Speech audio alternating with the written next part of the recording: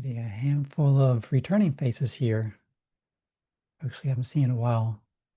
Are there things happening that I haven't noticed in OCI land lately?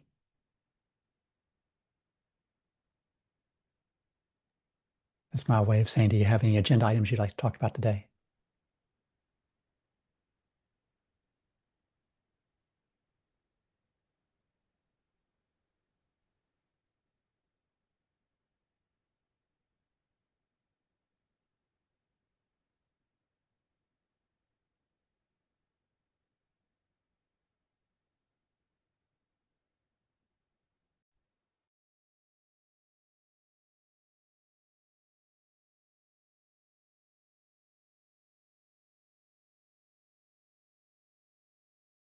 I have a question. Can I add something in the current agenda because I wanted to reply some questions in my merge request from someone and something and a question about the NC.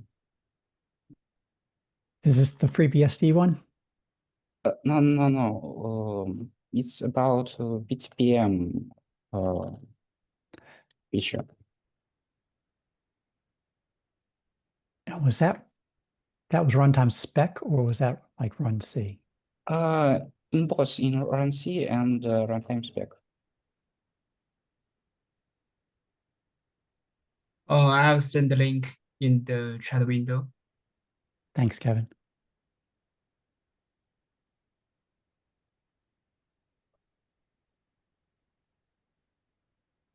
Tina Nunn, you might be on the hot seat on these questions.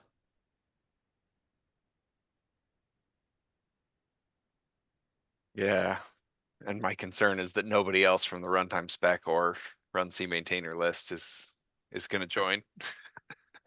That's why it all falls on your shoulders. Yeah. It's hard when yeah, I feel like most of the folks there like to do their stuff just straight in GitHub, but what sort of questions do you gentlemen have today about this one?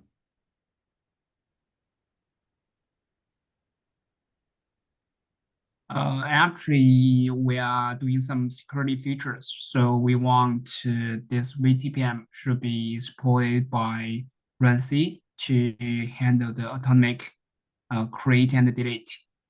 But as we see there's concern from the TOC that this has some questions and we want to quick resolve it. So we get on this meeting to have a discussion about that.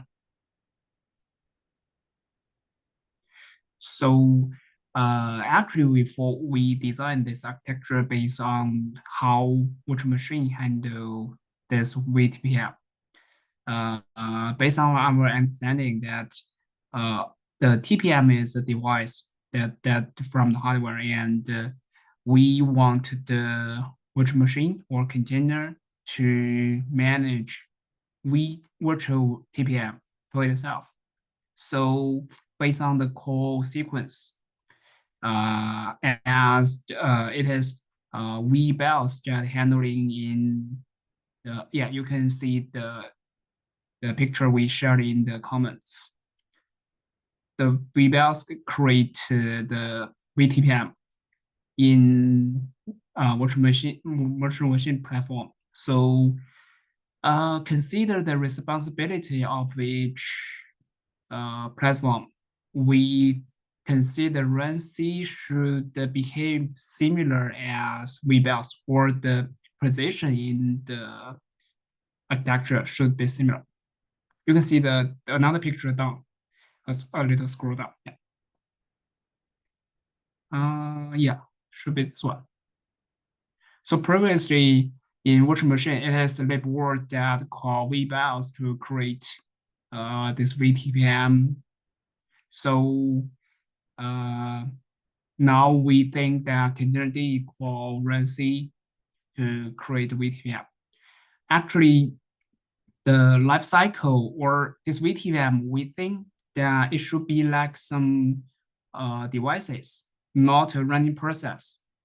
And the business or the information stored in this VTPM actually should be handled by the high level, because if there's anything wrong with this VTPM, we cannot simply just maybe recreate it or delete it or something like that. If the device has something wrong, maybe some manual or some command from the administrator should be involved in this process. So actually it is, I know there's concern that when there's something wrong with the VTPM, the container cannot automatically, or the REST cannot automatically fix that. But that does not impact any business, because this device actually is used for security authentication or something like that. And in case there's anything wrong, we cannot automatically fix that. And the content is stored in that should be maybe involved by some platform engineer to check that. And what we think that when there's something wrong, we can mark the status in the maybe for the pod or for the container. That's okay. So that's the reason we think that it is okay for RANC to create this one. And we also will test, we will manually queue RANC or manually queue the container or the VTPM and test what's going on. And the expected behavior will be they run separately, and actually it needs the high-level API from the maybe Kubernetes to call to change the status of the devices or something like that.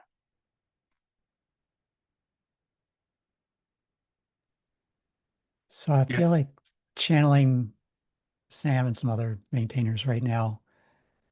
I don't have a solid enough grasp on this, so I'm not going to give you a good answer, but I will ask a question, which is, do you have an implementation of this out there yet, somewhere that you've proven out that this is functional and it works? Yes. Actually, this feature is initially implemented by Stefan maybe 8 years ago. There's something, I'm not sure why he stopped that, but we think this feature is good. And last year we went to KubeCon and chat with you, TOC, and my team member Martin.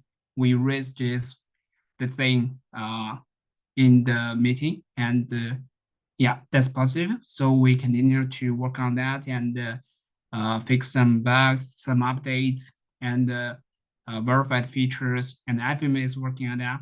And we think that the current code is ready for review. So we first propose this solution to you for review, and then we'll upload the code. So do you have like a fork of Run C that you're using this with today? I'm not getting it. Can you repeat? I'm looking at I'm also reading Tinon's comments here as well. Do you have a fork of like libvirtd, containerd, Run C, any of these tools out here right now that Yes. has this? Yeah, in private, Okay. repo right now. Is that a public fork or something Should you're be working with in privately? should be in private PC right now, but forked from the public branch, I think. Okay. I see Tinon chiming in there with a pull request, looks like.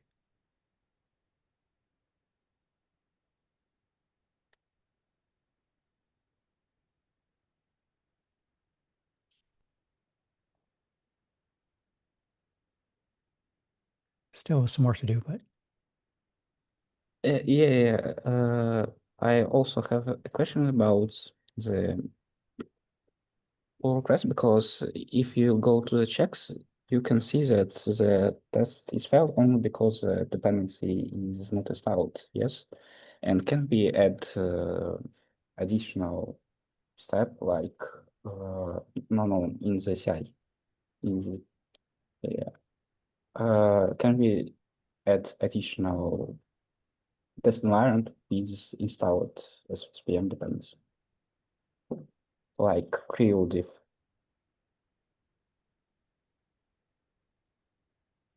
Yes. And I think if the run C maintainers accept this, they will require that.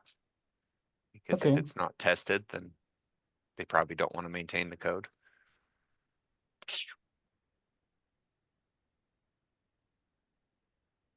So that should be in the, I think that's in the GitHub workflows inside this repository. So you should be able to just add that to your PR. Yeah, it is in GitHub here, workflow. I don't know how they're doing that Alma Linux CI or where they get the image for that. Oh, it looks like it's right in here too with,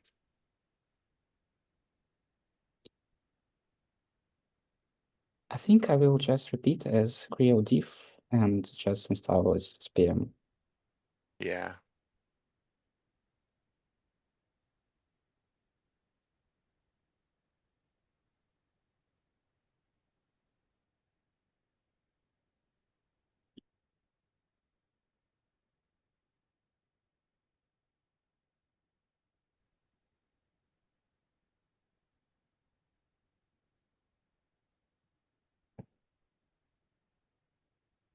So Tina and I have gone through my limit of questions I can think of over here.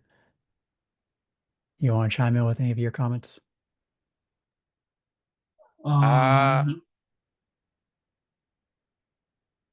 don't Yeah, know go that I ahead. would do much more than echo what I've already put on GitHub, which I think is probably the best place to discuss this. It's not the highest bandwidth, but it does mean we have a written record and that the other runtime spec maintainers can see it and review it.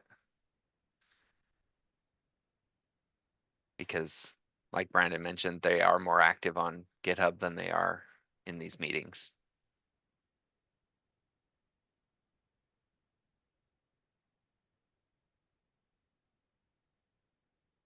But I'm definitely still concerned about this architecture because I don't think the cleanup story is necessarily there. Like, yes, there is a run C delete command that is called in some situations, but I don't think it's called universally in all situations.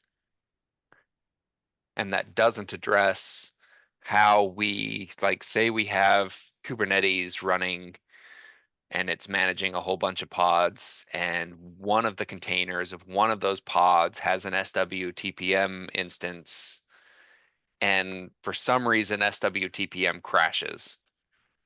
Kubernetes itself has no way of being aware that SWTPM has crashed because SWTPM was started as part of run C start, and Kubernetes itself there's no component of the Kubernetes system that is tracking or managing that process.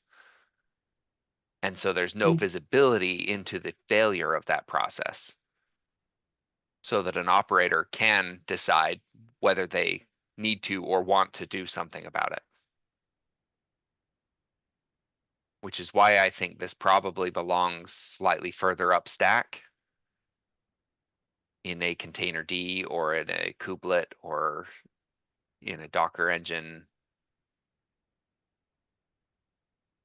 in something that is already actively managing processes and can be aware of the failure of that TPM process.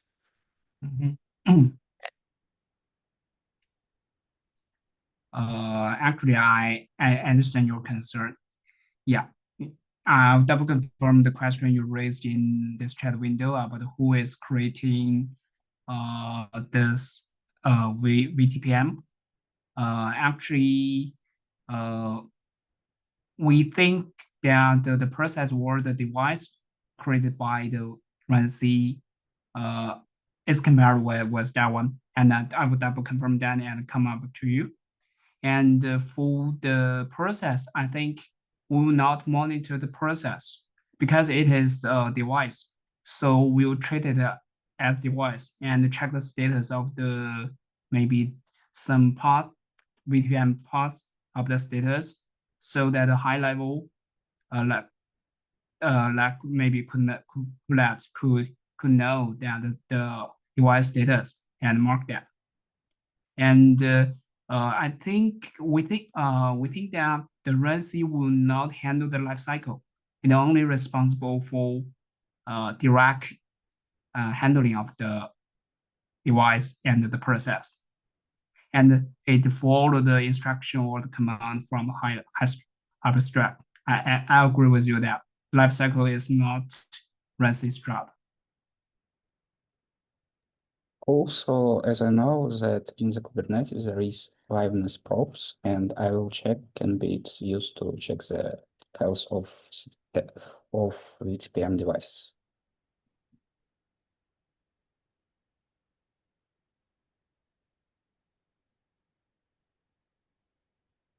So for achieve Kubernetes support VTPM, this platform,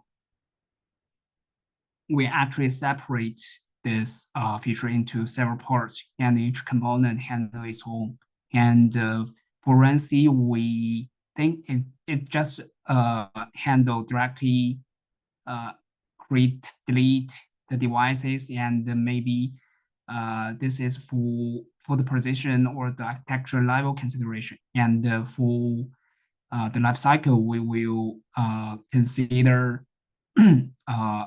do it in high level stacks. Yeah. So this is not the whole solution. We work here, it's only part of it.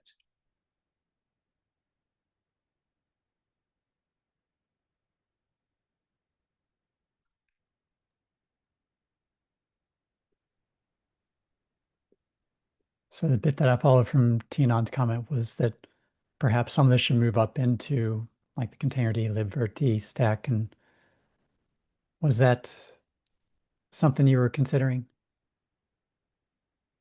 Or are you still thinking that belongs under the run C level? Because actually, I've double confirmed that because we previously investigated is that the VBELS, that component responsible for VTPM, and in comparison, RANC is the same level with that. libvirt is same level with containerd. So we think, yeah, I'll double confirm that and update in the leak.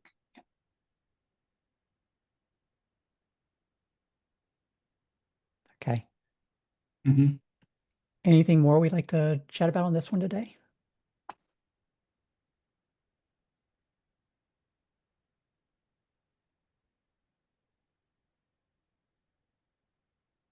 Yeah, I'll echo Tinan's comment that I think the maintainers there are, with the exception of Tinan, they're almost exclusively operating over on the GitHub repo. And so you can get Tinan's comments, but otherwise I think you'll get a better feedback from the maintainers following up with them over on GitHub. Not shooing you away from this meeting, just trying to give you the best guidance of where you'll get the best response from them.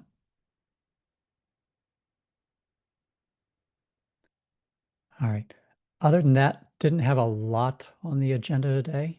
And so if folks have other things you want to chat about, feel free to queue up some ideas.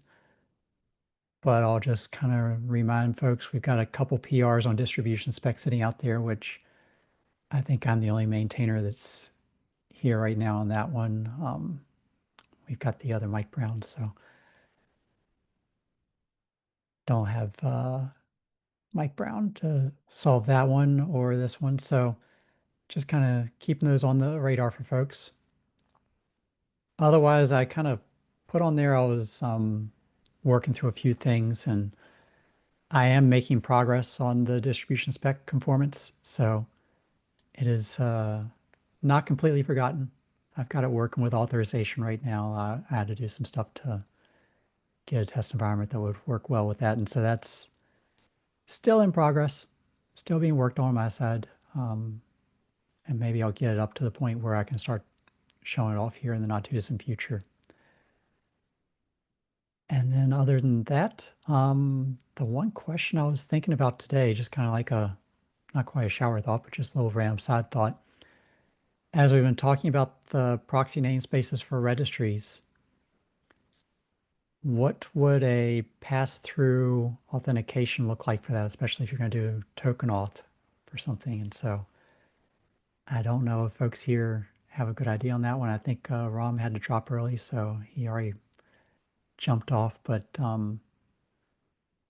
yeah, not sure anybody will have answers for this one, but just something for folks to think about, which is that there are some people who are thinking about implementing. I think someone over in Docker has already worked on this a little bit already, and I'd like to do some work on it myself, which is to have a pull-through proxy that also passes through authentication. And so you would log into the proxy, you would log into the proxy like you would log into the upstream registry, and then private images that you have access to, you would have access to through the proxy. If you did it with namespaces and if you did it with token authentication, how do you differentiate? Okay, I'm doing a token login to the proxy for this one namespace registry I'm talking to versus another one. How would clients know they need to get a different token for talking to a different proxy and what, or same proxy, different namespace? Not sure. So I I'm know not sure if that question Jeff. makes all sense. Yeah, Jeff would be the good person, right? Yep, Jeff is the one to talk to about that at Docker. Yeah. I'm not sure how well that question made sense the way I phrased it, but essentially I'm looking at is a client would normally do a token authentication just to that one proxy and just say, hey, here's who I am. But now it needs to know that I need to do a token authentication per namespace. And I don't think clients know to do that today. Yeah, they definitely do not. That is complicated. On the plus side, I think a lot of them don't do that. What they're really doing is they're doing token authentication per repository. So it might just magically work, but even maintain the logins would be a different Well, challenge. yes, but that only would work if you're doing um separate namespaces on the registry, right? Like if you're not using the proxy, whatever, the NS parameter, query parameter. Hmm. And most clients are storing their authentication credentials per host name, Hmm. mimicking what Docker does. Hmm. And so it would store the host name of the proxy potentially, Depending on how unless it's they were, configured, but yeah. yeah, implementing like direct proxy support and saying, this is a proxy, try to use it, and thus give it the original origin authentication, Yeah. which is also a can of worms, right? It's a big can of worms. So that's why when I was starting to think about that today, I was like, oh, this is going to cause challenges. And I don't expect answers today, but I figured I would just kind of plant some seeds in people's, you know, Yeah, get the thinking juices going. this is something we have to be really careful of and make sure that users understand exactly who, where, how they're passing their credentials so that we don't have a gchr.io situation accidentally. So that we don't Ah, accidentally encourage one of those, not just like yeah. somebody abusing typo squatting. Yep. I was very happy to see that my blog had so little bandwidth that it barely registered on the Netlify when that hit Hacker News. Yeah, you hit #1 for a little while, didn't you? I did. Got passed around. I'm like, okay. Congratulations. I mean that's the first time that little blog has hit anything on Hacker News. So I wasn't sure how the free tier on Netlify was going to handle it, but fortunately I don't put graphics in my stuff, so handled it pretty well.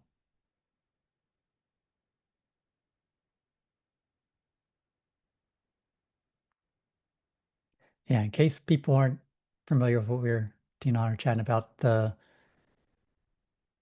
GitHub Container Registry, ghcr.io, has a doppelganger, ghrc.io, that is gathering credentials and not doing much else. And so folks are wondering why they're gathering credentials and what they're doing with them. And It just means if you do a login to the wrong registry, you just send your GitHub credentials to someone that is interested in them and may not have best intentions.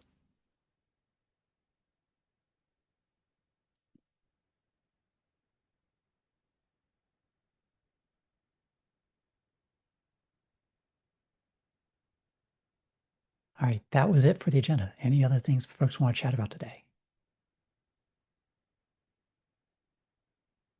Otherwise, we're getting really good at ending meetings early.